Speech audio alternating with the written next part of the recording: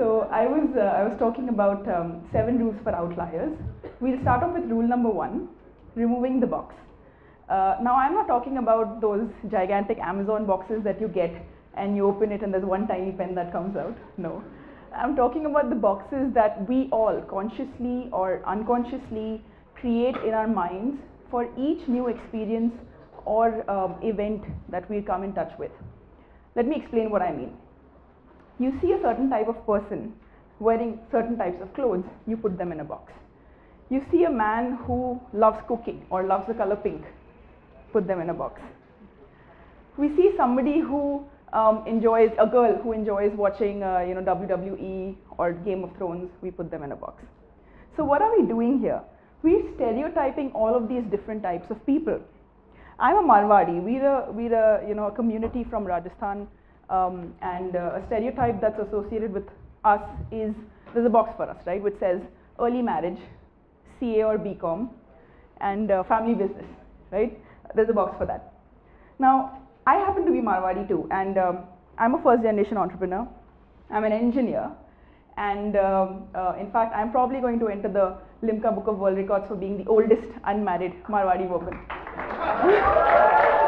So I don't fit in this box. And when thank you. So when you have these boxes for people and something or somebody doesn't fit into it, it makes you uncomfortable. You don't know what to do with that, with something new that's coming at you, because you can't box it. And that is where, let me tell you, try this as an experiment, remove the box. You will see that suddenly when you stop using this box system in your mind, you have this vast expanse of free-flowing thoughts and ideas which are ever expanding like the universe. And suddenly anything new that's coming your way, it'll surprise you how much your own ability to digest that information is. And I'll give you another quick thought here. So there's this beautiful line that I've read which says, the purpose of an argument or a debate should not be to prove one person right, one person wrong. It should not be to force your opinion on the other person. The purpose should be to expand the collective consciousness. And that's truly what is possible when your mind itself is limitless. So that's rule number 1, remove the box. Rule number 2, now there are certain types of enterprising people who not only create these boxes for themselves, but very generously they distribute it to all and sundry. So not only am I boxing my own thoughts, I'm making sure other people box these things too. Now I'll give you a quick example. So that's my cat. With cats, there's this stereotype that cats are selfish, especially dog lovers love propagating these things. Cats are selfish, they won't come to you if you call their name, they won't play with you. Now my cat, that's actually my arm, he sleeps next to me at night. He comes when I call his name, and in fact he plays with these little balls which make sound, and he picks them up in his mouth and gets them wherever he feels like playing. He's a cat and he does that. And that's an assumption, that's a stereotype that's being broken. When you think about rule number 2, which says, if it starts in the mind, it can end there too, right? Let me give you another example. So you see this image, it's a photo of some Osmania biscuits and Irani chai. For those of you who are not familiar, Irani chai is a very famous Hyderabadi tea, which you get in a lot of these hole-in-the-wall cafes around the city.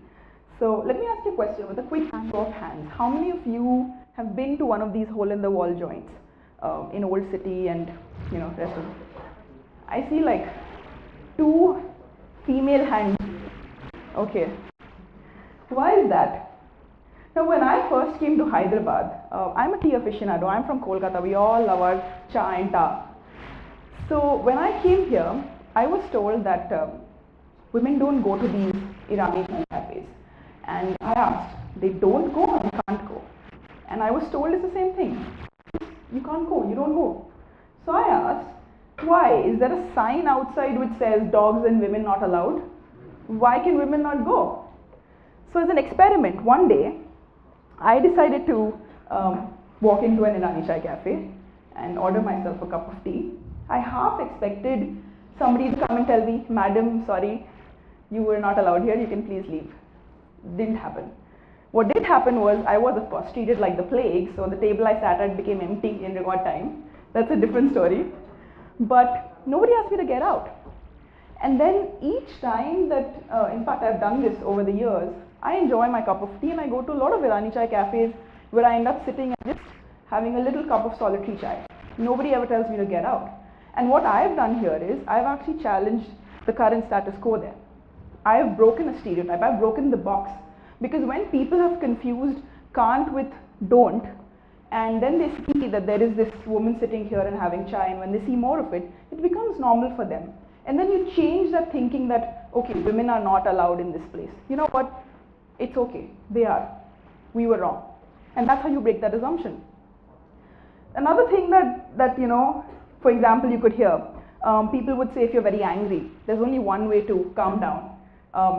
Take a deep breath, count to 10. Now, it may work for you, it may not. I decided that that's not something that works for me. So all I need to do is look at a photo of my cat, and that's enough. You know, and I'm happy, I calm down. That works for me. Whatever works for you. So that brings me to rule number 3. It's very easy when you think about it. The one person who knows you the best, who knows all your deepest, darkest secrets, and you know, all of the embarrassing thoughts you ever had, all of the petty thoughts you had, that one person is you yourself. And very often, this person comes up with the worst times to remind you of all of these things you've done or have felt. Right? And that's so mean, right? Coming here and talking on the stage, there'll be a little, voice inside me saying, hey, remember the last time you fell off the stage? Hey, remember the last time that you were here and you cracked that lame joke nobody laughed at? It's almost masochistic, right? We do this to ourselves. So I'm saying, instead of being your worst enemy, since you know yourself so well, try being your own best friend. The best friend who encourages you. The best friend who empowers you, who lifts you up when you're down. The best friend who will support you. So if I have to come here, my voice should tell me, you know what, today you will be speaking so well, your diction will be so great, you will enunciate everything so clearly, everybody in the audience will get what you're saying. Or your jokes are going to make people fall off their chairs laughing. Right? Something nice that's coming up. So try this as an experiment. Try being your own best friend. Right? Not the mean person who uses those nasty secrets at the wrong times, but being the best friend that you can to yourself. That brings me to my 4th point. Once bitten, once shy. Why is this important? Now, a lot of us here, especially in the Indian context, we feel that failure is an impediment. Right? Nobody wants to have a backlog. It's like the end of the world. Nobody wants to get 1 mark less in an exam because mom's gonna make hell at home. If you start up and it fails, well, suddenly everybody will be like, I told you so. Ye to hona hi tha. This had to happen. So this act of not using that failure to your advantage, it's actually disadvantageous for us. Because each time that you're bitten, if you feel that that's enough to deter you from ever doing it again, you're losing out on so much. I'll give you my example. I started my company Mercius 6 years ago, bootstrapped, no daddy's money. And we started working with augmented and virtual reality. Now, as you can imagine, first things we heard were, you're in the wrong country, you're in the wrong space, you're in the wrong time, you're too early, all of these different things that happened. Now, we could have taken each of these critiques and feedback and shut shop in 3 years, and we would have become a statistic. 95% of startups shut down in the first 3 years, right? That's what we would have gotten to. But because we learned from each experience, each failure, each time that we stumbled and fell, is why today we have been able to create a virtual reality software with which anybody can create their own VR without any need for coding. And that's something that's redefining access of VR to the normal person. And we wouldn't have been able to do this 6 years ago. We've been able to do it because this is the summation of all the things that have happened till now. Which is why it's so important that if you're bitten once, maybe be smarter the next time. But make sure that you limit it to once bitten, once shy. Right? Which brings me to the next point. And I don't know if any of you can read that. It'll take courage to get up maybe and come here and read it. I'm talking about having the courage to be shameless. Why? Now, all of us have this button in our minds which is constantly active if we're in a public situation, right? We're thinking, oh, I'm dancing, like everybody must be staring at me. I must look so ridiculous. There's a pimple on my face today. Everybody's just staring at that. There's a tear in my dress. I got out of the cab and I've done that. Everybody must be looking at that. You're constantly self-conscious. You're constantly thinking of being embarrassed or being, feeling guilty about something. That button, it just refuses to turn off.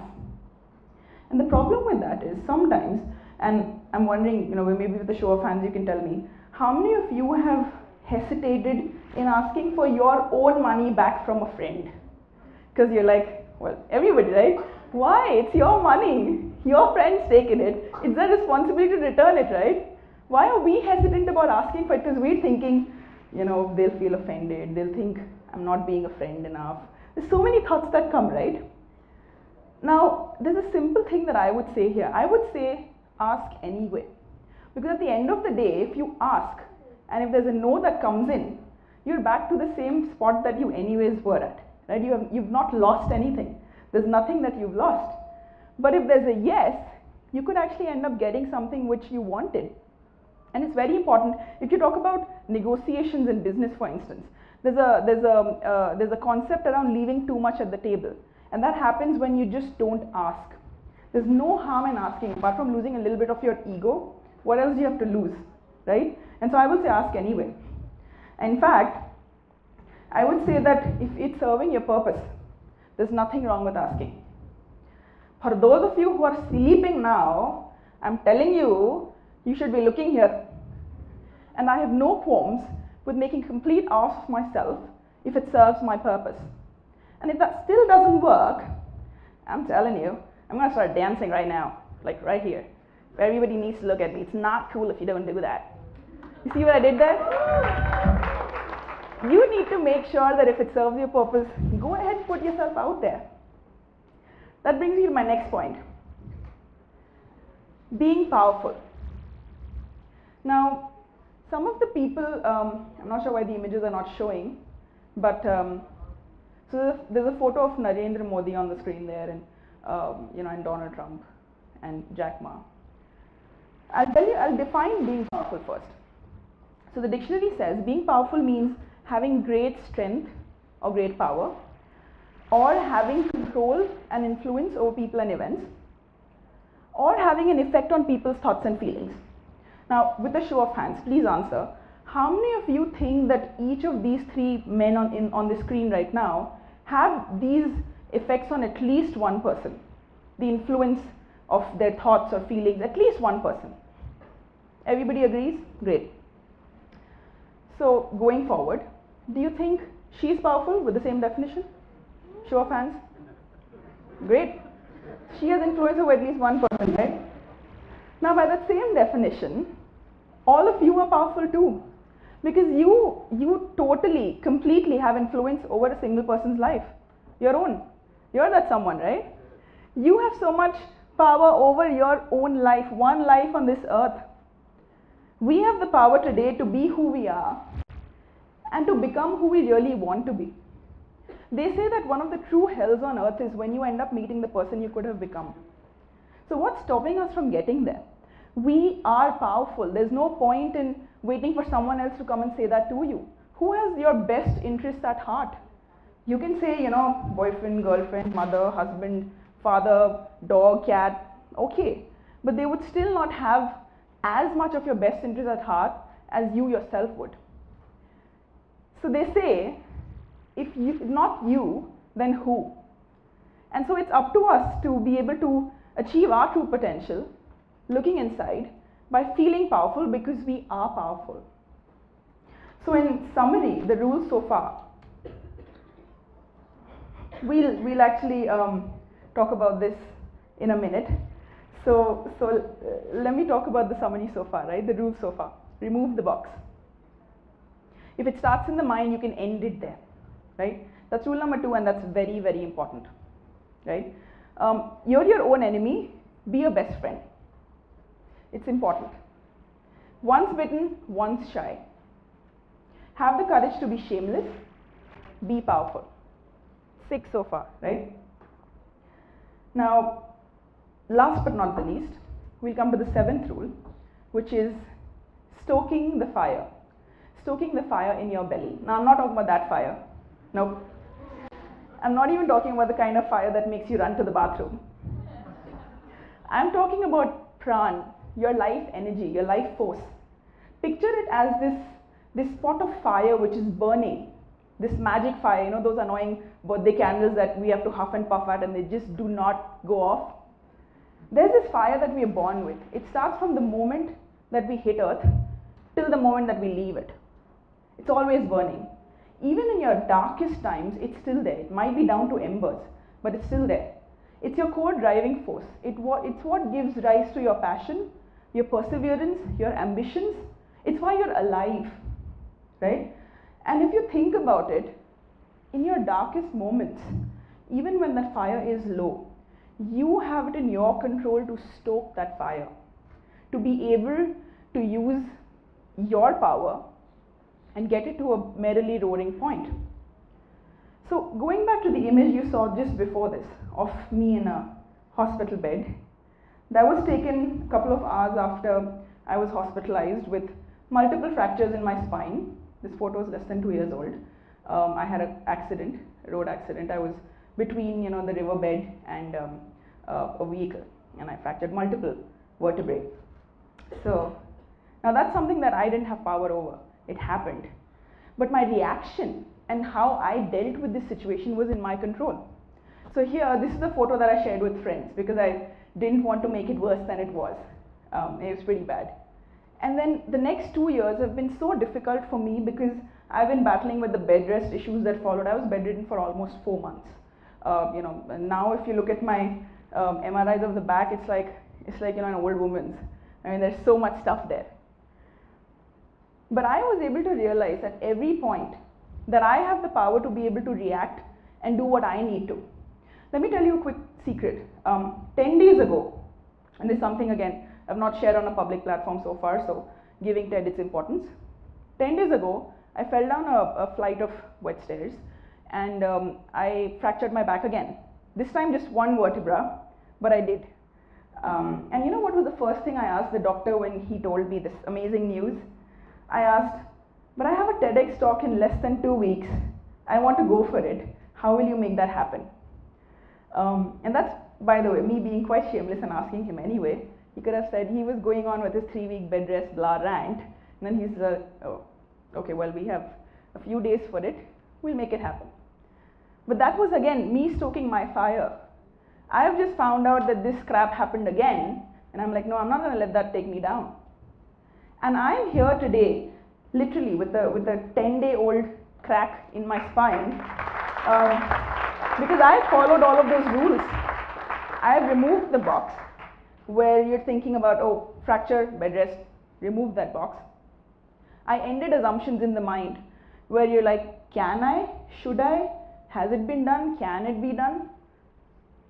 It's like, you know, it's like Serena Williams. She was pregnant when she won this year at the Australian Open, and Roger Federer, who became the oldest man to win his, you know, Wimbledon Grand Slam.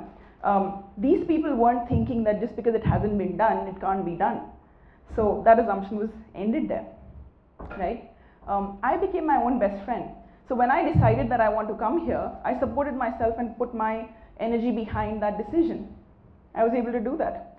Once bitten, once shy. I made sure that you know, just because I have a bad staircase experience, maybe next time I'll be smarter. I'll make sure I'll hold the railing, or I'll have some, you know, handsome guy here to help me out, or, you know, I'll make sure that my hands are free so I don't fall again, right? Made sure that happened. I had the courage to be shameless. You know, like I said, whatever's the worst that can happen, I'll deal with it. I'm putting myself out there. If I trip and fall right now because, you know, because I can't stand, well, I'll just make some lame old lady joke and that's it, right? And I am powerful. I'm here because I feel powerful. And, you know, last but not the least, I'm stoking the fire within me. I'm making sure that it burns bright and is going to keep burning till the last breath leaves my body. So let's, you know, change the world, start with self. Thank you.